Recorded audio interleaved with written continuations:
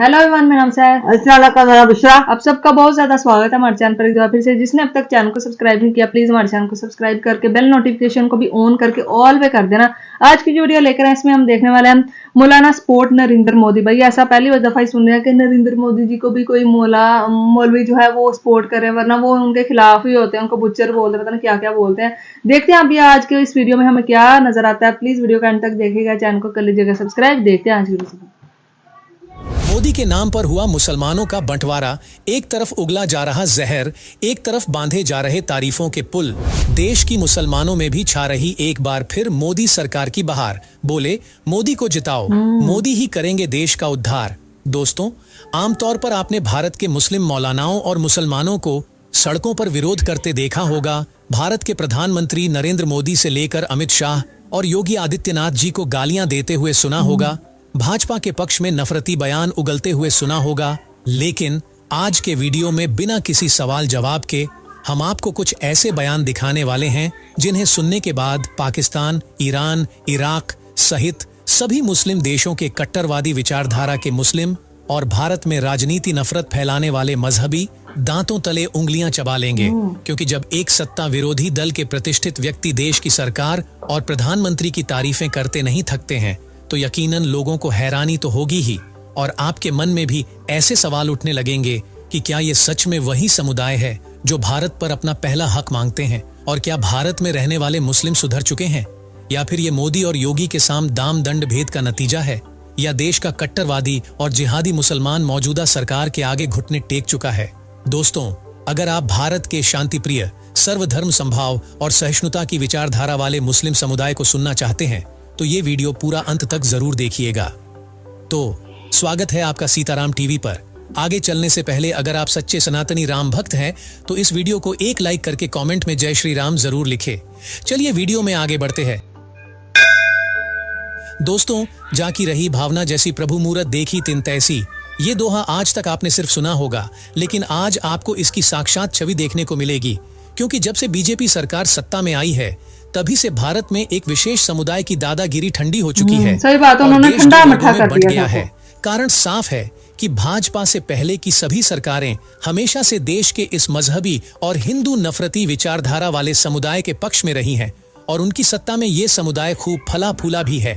लेकिन मोदी और योगी सरकार ने इन पक्षों की हुड़दंगबाजी और धर्मांतरण की साजिशों पर लगाम कसने की पुरजोर कोशिशें की है, और ऐसे में ये समुदाय बीजेपी के सत्ता में रहते हुए अपनी मनमानियां नहीं चला सकते। तभी तो हर रोज देश में किसी न किसी मौलाना का भड़काऊ बयान सामने आ ही जाता है। लेकिन इस बार देश में रहने वाले प्रतिष्ठित मुस्लिम प्रतिनिधियों के मिजाज कुछ बदले बदले से नजर आ रहे हैं। ये लोग भारत के यशस्वी प्रधानमंत्री नरेंद्र मोदी जी के पक्ष में तारीफों के पुल बांध रहे हैं और जहर की जगह शब्दों से फूल बरसाने में लग रहे हैं। तो चलिए एक नजर डालते हैं कुछ प्रतिष्ठित मौलानाओं के बयानों पर, जिनमें से कुछ भारत सरकार और नरेंद्र मोदी के खिलाफ है तो कुछ उनके पक्ष में बयान दे रहे हैं। तो दोस्तों, देश में जब से यूनिवर्सल सिविल कोड लागू हुआ है तभी से ओवैसी सहित कई विपक्षी दलों ने केंद्र सरकार और नरेंद्र मोदी जी पर कटाक्ष किए हैं और घिनौने आरोप लगाए। लेकिन अब कुछ मुस्लिम नेता घटिया बयानबाजी करने वाले मुस्लिम संगठनों को जवाब दे रहे हैं। जैसे कि बीजेपी नेता मुख्तार नकवी ने कहा है कि विश्व के 80 देशों में समान नागरिक संहिता है, तो ये नियम भारत में क्यों नहीं हो सकता, और ये नियम सिर्फ मुसलमानों के लिए नहीं, सभी धर्मों के लिए होगा।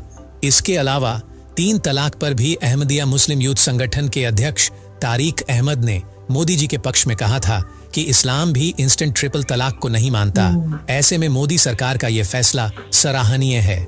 मोदी गवर्नमेंट का 3 तलाक को हटाने का स्टेप महिला सशक्तिकरण, वुमेन एम्पावरमेंट, उनके स्टेटस, आजादी और अधिकारों के लिए अहम कदम है, और इसकी बदौलत हजारों मुस्लिम महिलाओं का जीवन खराब होने से बच जाएगा। सही बात है। इनके अलावा बांदा समुदाय के डॉक्टर फैयाज फैजी ने भी पीएम मोदी की तारीफ करते हुए कहा कि यह देश के पहले सेकुलर पीएम है जो उनके समुदाय को मुसलमान समझकर नहीं बल्कि देश का नागरिक समझकर उनके भविष्य के बारे में सोचते हैं। और अगर सत्ता में मोदी सरकार ही कायम रहती है तो भारत को विश्व विजेता होने से कोई नहीं रोक सकता। इनके अलावा मुस्लिम समाज के ही एक विशेष प्रतिनिधि कहे जाने वाले मंसूर खान ने प्रधानमंत्री नरेंद्र मोदी जी को ग्लोबल लीडर कहकर संबोधित किया और कहा कि मुस्लिम बोर्ड भी पीएम मोदी के किए गए सराहनीय कार्य का लोहा मानता है और आज तक सत्ता में रहने वाली सभी सरकारों ने देश में हिंदू और मुस्लिम समुदाय के बंटवारे किए हैं, लेकिन यह पहले प्रधानमंत्री हैं जो देश ही नहीं बल्कि दुनिया भर के सभी मुस्लिम और हिंदू भाइयों को साथ लेकर चलते हैं।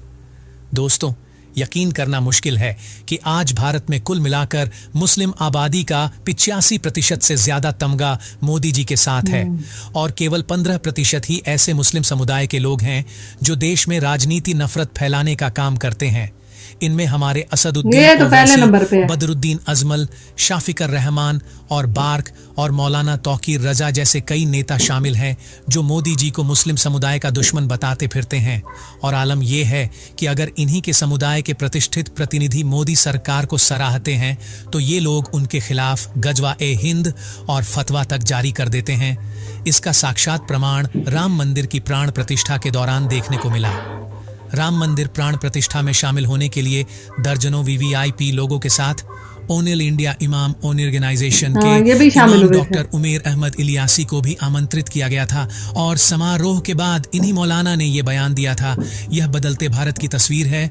हमारा सबसे बड़ा धर्म इंसानियत का है, हमारे लिए राष्ट्र सर्वोपरि है। वहीं पिछले दिनों जब अलग अलग धर्मों के धर्मगुरु प्रधानमंत्री नरेंद्र मोदी जी से मिलने के लिए संसद भवन पहुंचे तो वहां ऑल इंडिया इमाम ऑर्गेनाइजेशन के इमाम डॉक्टर उमर अहमद इलियासी ने मोदी जी का समर्थन करते हुए कहा कि प्रधानमंत्री नरेंद्र मोदी देश के लिए ही काम कर रहे हैं और नरेंद्र मोदी जी की बदौलत ही बदलते भारत की तस्वीर देखने को मिल रही है। लेकिन इनके खिलाफ कई उलेमाओं ने फतवा और गजवा-ए-हिंद तक जारी कर दिया, उन्हें जान से मारने की धमकी भी दी। हालांकि इसके बाद सरकार ने उनकी सुरक्षा बढ़ा दी थी, लेकिन सोचने वाली बात थी कि जो समुदाय अपने ही धर्म गुरुओं के खिलाफ गजवा-ए-हिंद और फतवा जारी कर देते हैं उन्हें काफिर कहकर बुलाते हैं। ऐसे समुदाय के लोग भला किसी के सगे कैसे हो सकते हैं। लेकिन दोस्तों, अगर ताजा खबरों की बात की जाए तो सबसे अहम बयान फिलहाल मौलाना मुफ्ती शहाबुद्दीन रिजवी बरेली का सामने आ रहा है। देश में आगामी लोकसभा चुनावों के लिए सभी दल अपना प्रचार प्रसार करने में लगे हुए हैं, लेकिन जहां बात मोदी सरकार की है वहां देश के इस विशेष समुदाय के कुछ प्रतिष्ठित प्रतिनिधि मोदी सरकार की तरफदारी करते हुए तारीफों के पुल बांध रहे हैं और कई ऐसे सबूत और दलीलें पेश कर रहे हैं जो मोदी सरकार के लिए चुनावी जीत की नींव पक्की कर सकती है। देश में लोकसभा चुनाव से पहले देश के बदलते सियासी हालात को देखते हुए ऑल इंडिया मुस्लिम जमात के राष्ट्रीय अध्यक्ष मौलाना मुफ्ती शहाबुद्दीन रिजवी बरेली ने देश के सभी मुसलमान को प्रधानमंत्री नरेंद्र मोदी जी का विरोध न करने की सलाह दी है। उनका यह बयान छत्तीसगढ़ के अंबिकापुर में आयोजित की गई कॉन्फ्रेंस के दौरान वायरल हुआ, जहां उन्होंने मोदी सरकार के विपक्षी और विरोधी सरकारों को मुस्लिम समुदाय को भड़काने के लिए जिम्मेदार ठहराया और कहा कि विपक्षी सरकारें मोदी सरकार का विरोध करने के लिए मुसलमान के कंधे पर बंदूक तानकर चलती है, इसीलिए अब मुसलमान को अपने हित के लिए खुद ही आवाज उठानी होगी और मोदी सरकार का विरोध करने के बजाय उनका समर्थन करना होगा। तो क्या आपको भी ऐसा लगता है कि मोदी सरकार की बदौलत देश का मुसलमान अपनी नफरती सोच को किनारे रखकर अपनी कौम की भलाई के बारे में सोचने लगा?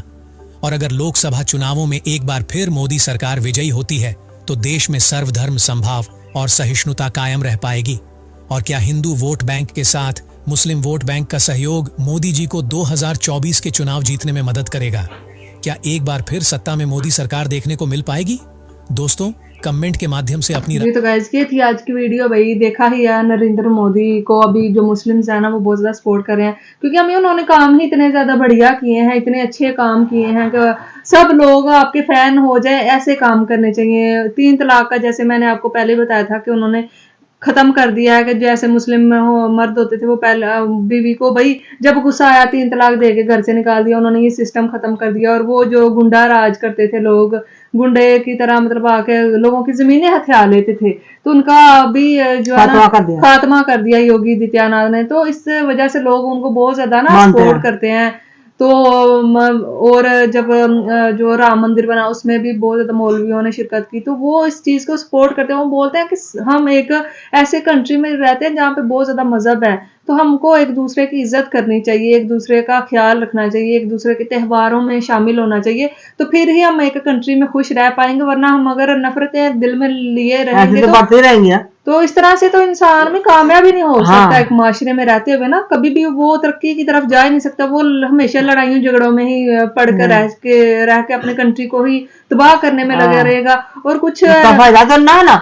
हाँ, वो एक सियासतदान है इंडिया में, वैसी है उसका नाम। तो वो जो है ना, वो ये ही काम करता है, मुसलमानों को ना भड़काने में लगा रहता है कि आप जो है ना मोदी का ना बिल्कुल सपोर्ट मत करो, मुझे करो, और वो जो है ना उसकी हुकूमत को हमने गिराना है। उसके कहने से क्या होगा? लेकिन जो अक्लमंद पढ़े लिखे लोग हैं ना, वो मोदी जी को ही सपोर्ट करते हैं। वो बोलते हैं कि भाई मोदी जी जो है ना वो हमारे कंट्री के लिए बहुत ज्यादा अच्छा काम कर रहे हैं। और मुसलमानों के लिए वो ये नहीं सोचते कि मुसलमान है हिंदू है का, वो सबके लिए ही करते हैं। वो सबके अमीर गरीब कुछ नहीं वो देखते, सबके लिए एक जैसा ही राशन हमें फ्री में दिया जाता है। क्या कुछ नहीं उन्होंने लोगों के लिए किया।